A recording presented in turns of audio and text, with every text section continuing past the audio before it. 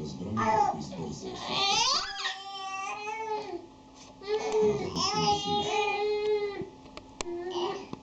Приемам да остана в фирмата, но при едно условие.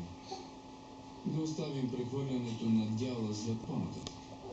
Нека го направим, когато наистина заслужи това. Не искам да излезе, че се възползвам от случая. Ще ми е неприятно. Ако сте съгласни с мен, сега ще помогна.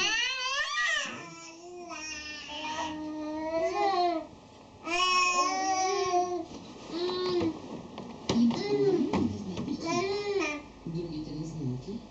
Не, и те не знаят. Остави. Не им се набива и научи на детството си. Боко! Божидаре! За първи път ли го правиш? За първи път! Здравей, мамо! Доколкото разбирам, и с него има проблем. Здравей, Марти! Здравей! Здравей! Марти! Виж, Мартушка! От тук нататък ще ми бъде по-трудно. Ако може да стопи отношението си, но не мога. Бочка, какво си имаш, че, мамо? Къде е балона, пиле? Не се мисли.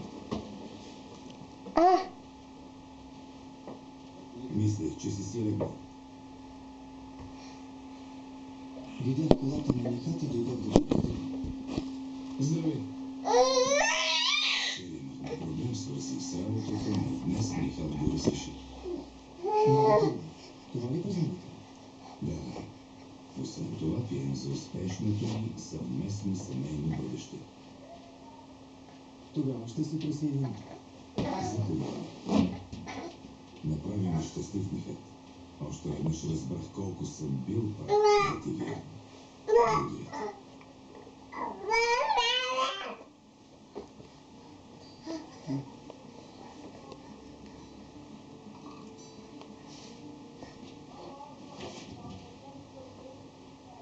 Марти! Марти! Мартушка!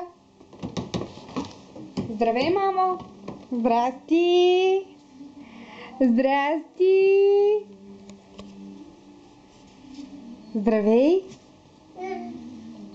Здравей! Здравей! Кажи на мама здравей! Марти! Къде е мамо, тати? Я викай, тати! Ела, тати!